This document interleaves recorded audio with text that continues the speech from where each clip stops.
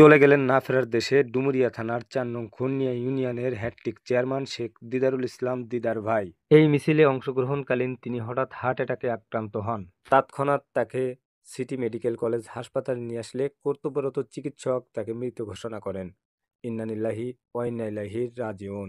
উক্ত হাসপাতালে উপস্থিত ছিলেন রুবায়েত ভাই সহ বিএনপির অন্যান্য নেতাকর্মীবৃন্দগণ। শোকাহত আজ ৪ নং খুলনিয়া ইউনিয়ন। আপনার ডুমুরিয়া এখানে চলে যান না, ডুমুরিয়া চলে যান না, গাড়ি গাড়ি বলিস আমারে চলে যাক।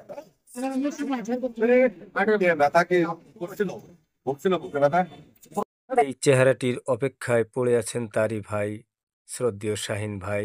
রাস্তায় দাঁড়িয়ে কখন আসবে তার ভাইয়ের লাশ অ্যাম্বুলেন্স করে। চলে এসেছে অ্যাম্বুলেন্স। শোকের ছায়ায় ভাইয়ের মায়ায় ভেঙে পড়েছে ভাই।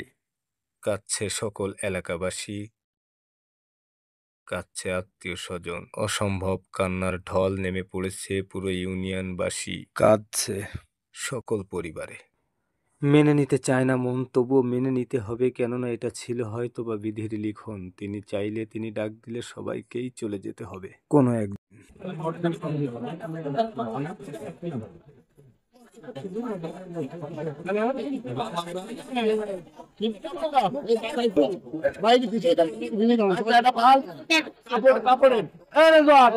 গোসল করার গোসলের ব্যবস্থা করেন, সবার আগে পানি গরম দেন, গোসলের ব্যবস্থা করেন।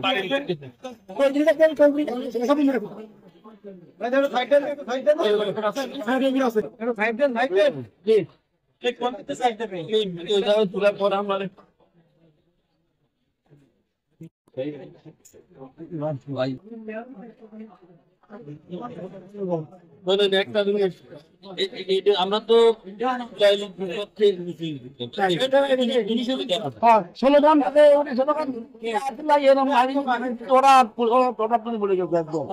কোনো কথা না, ওরা আমার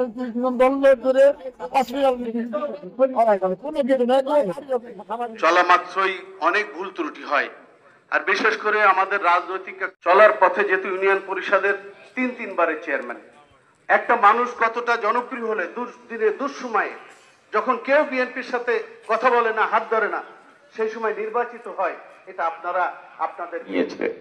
আল্লাহ তার বিদায়টাকে একটা সম্মানজনক বিদায় আমি মনে করি যে একটি ভালো কাজের মাধ্যমে তার শেষ বিদায়টি হয়েছে।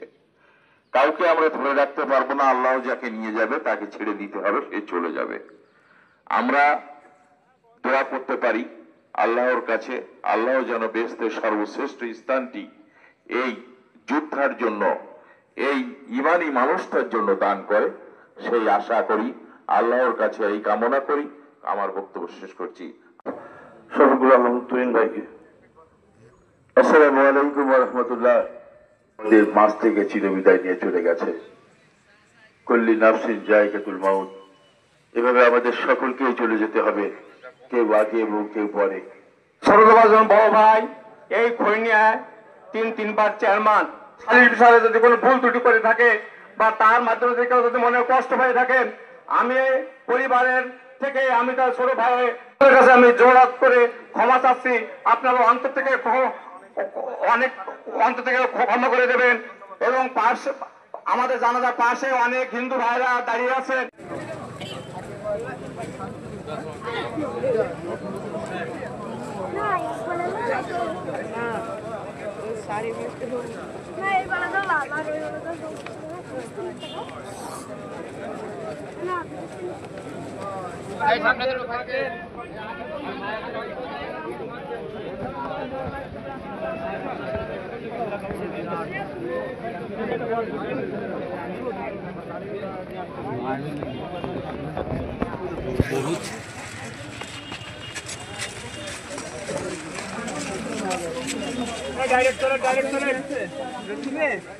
কষ্ট না হলে আমার দরকার নেই, কষ্ট না হলে